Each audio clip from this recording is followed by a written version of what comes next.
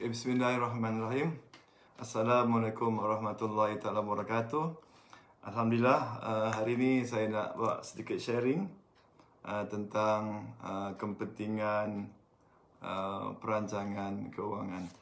Jadi untuk dalam lebih kurang 10 hingga 15 minit saja. Jadi kita mulakan sini dengan mual kitab fazilat yang diadakan kepada Rasulullah sallallahu kaum keluarga dan sahabat baginda, selain guru-guru kita, mak bapak kita, kaum muslimin muslimat, sama ada yang masih hidup dalam dengan dunia, khusus kepada kaum keluarga yang telah kerahmat Allah dan klien-klien yang telah kerahmat Allah. Al-Fatihah. Iyyaka na'budu wa iyyaka nasta'in, ihdinas siratal mustaqim, siratal ladzina an'amta 'alaihim ghairil maghdubi 'alaihim waladdallin. Bismillahirrahmanirrahim. Alhamdulillah sekali lagi. Alhamdulillah, hari ini dah Ramadan yang ke-25, 26. Tinggal beberapa hari lagi kita berpuasa. Sedikit berkongsian daripada saya lah, sambungan dari kisah semalam, iaitu untuk mencapai kejayaan dunia akhirat. Untuk mencapai kejayaan dunia akhirat ni, kita kena rancang kiranya keuangan. Sebab dalam apa yang kita belajar dalam ilmu perancangan keuangan Islam, ada 6 perkara yang kita tengok. Pertama sekali cash flow. Cash flow, aliran tunai. Jadi hari ini adalah hari yang terbaik untuk kita menyemak semula aliran tunai kita, cash flow kita. Jadi berdasarkan pengalaman yang lalu, saya jumpa ramai, kawan-kawan saya, potential klien saya jumpa, mereka tidak pernah buat budget. Budget, debit, dia tahu gaji berapa, kredit belanja tu tak pernah kira. Jadi hari bermula hari ni, why not kita mula, Masih Hafiz, kita kira, kalau asas perancangan keuangan mesti ada debit berapa, kredit berapa.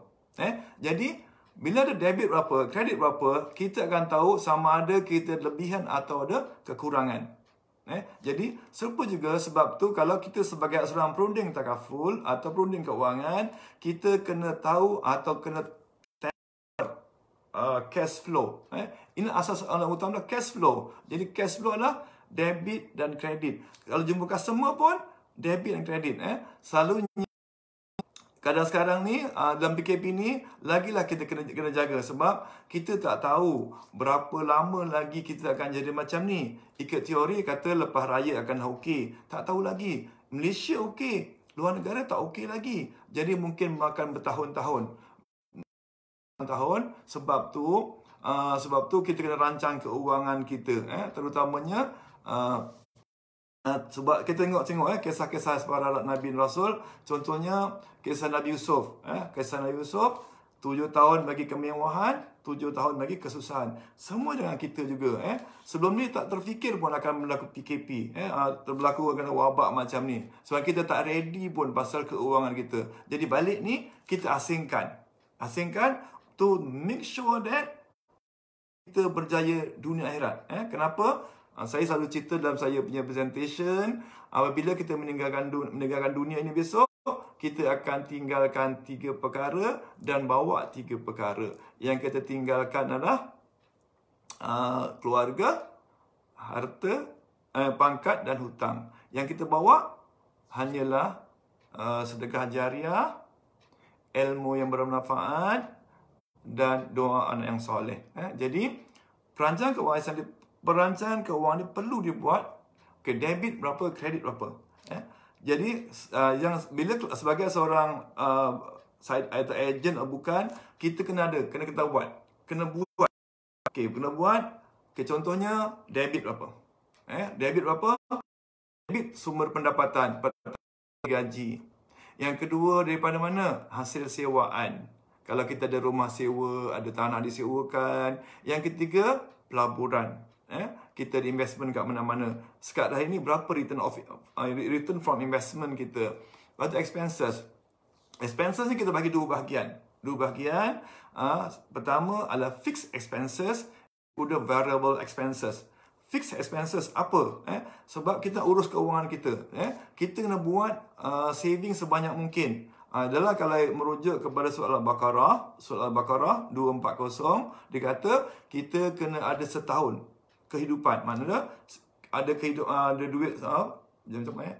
Ada saving untuk setahun lah. Setahun ataupun setahun kehidupan tadi kan. 240 Al-Baqarah. Maknanya setahun. Jadi kalau contoh expenses kita sebulan RM2,000, maka kita ada saving sebanyak RM24,000. RM24,000. Jadi macam mana nak buat? Okay. Asingkan variable expenses, fixed expenses. Yang variable apa dia?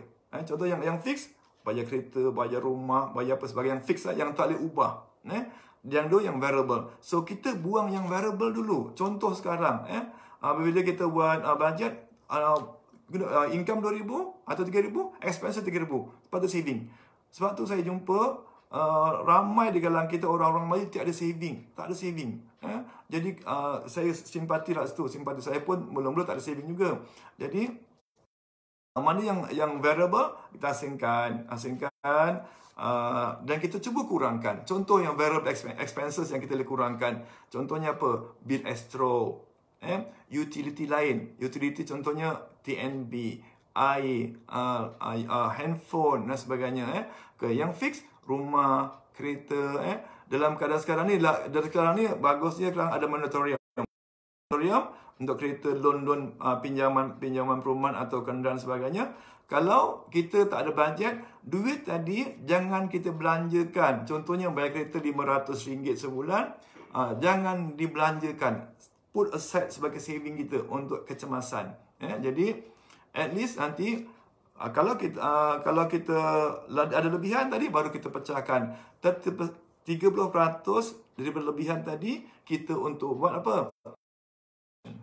Untuk protect harta-harta kita, protect income kita. Jadi basic dia adalah cari variable expenses dengan fixed expenses diasingkan, dan yang mana lebih disimpan, dan tolong ambil takaful. Tolong ambil takaful. Dan sekali lagi, tolong ambil takaful.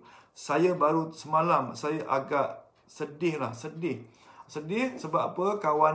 Kawan dan saudara saya dapat tahu umur muda lagi kena stroke. Terpaksa berhenti kerja. Tak ada majikan bayar gaji, kena stroke tak ada.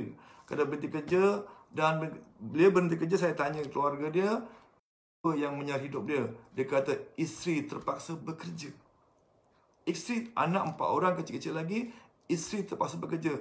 Ada ambil takaful? Tak ada. Ya Allah, tak ada. Bayangkan umur muda lagi, kena stroke, isteri terpaksa jadi, sedihlah. Jadi adalah kerja buruh. Seorang isteri kerja buruh untuk menyara keluarga. Jadi tolong yang keluar sana, ambillah takaful. Ambil takaful. Cuba untuk kontak mana-mana yang dekat, yang kenal, ejen yang dekat, dan ejen pula jangan ambil kesempatan kira cash flow klien kita. Share dengan klien, prospek klien kita untuk buat budget.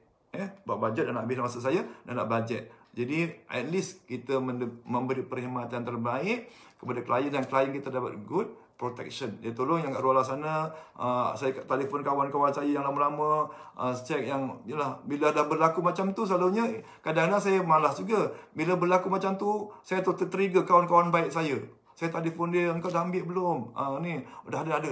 Dari mana dah ada? Tolong semak. Sebab kalau ambil polisi lama, tahun 90-an, tahun 2000, selalunya polisi lama ni akan berakhir pada usia 60 atau 55 tahun. Kalau polisi endowment, selalunya termnya 20 tahun saja. Lepas 20 coverage. Kadang-kadang saya juga, yang pengalaman ni, saya jumpa term polisi 20 tahun. 20 tahun tu bila? Umur 55. Kenapa? Pencen. After pencen? Kata pencen, dapat bayang apa? No. Takaful kalau boleh ambil term sampai umur 75. Atau 78. Macam tu. Jangan short term. Amat bahaya.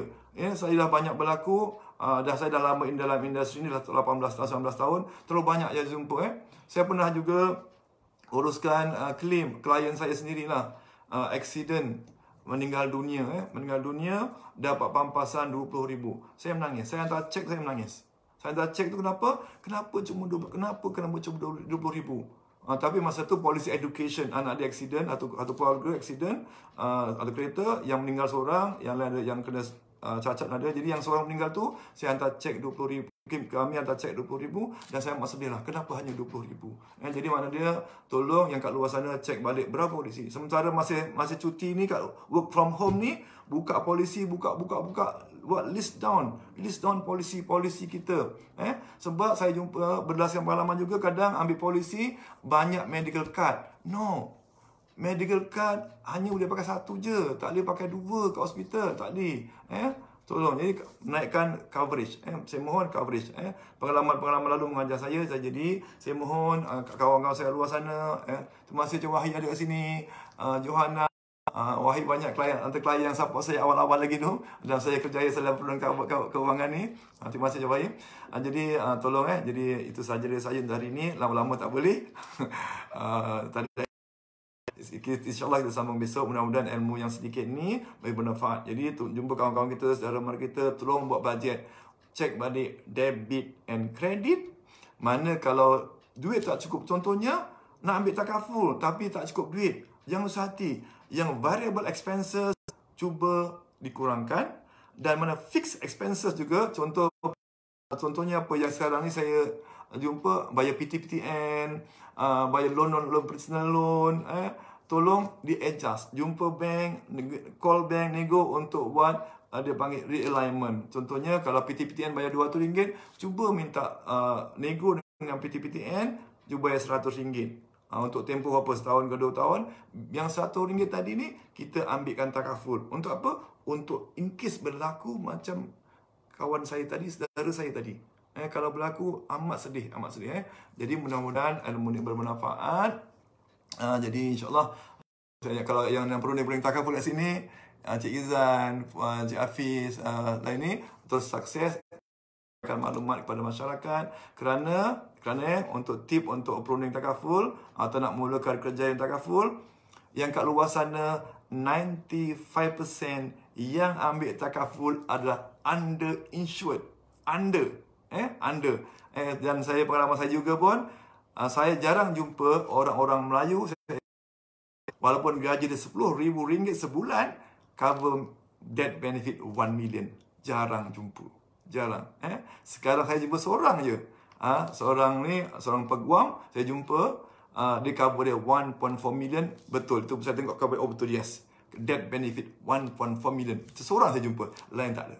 Tembus RM100,000, RM50,000, RM30,000. So, revive balik polisi-polisi anda. Yang ada semua sana, call agent-agent untuk bincang balik. Mudah-mudahan bermanfaat. Wallahu a'lam. Salah dan silap minta maaf banyak. Wallahu a'lam. Assalamualaikum warahmatullahi taala wabarakatuh.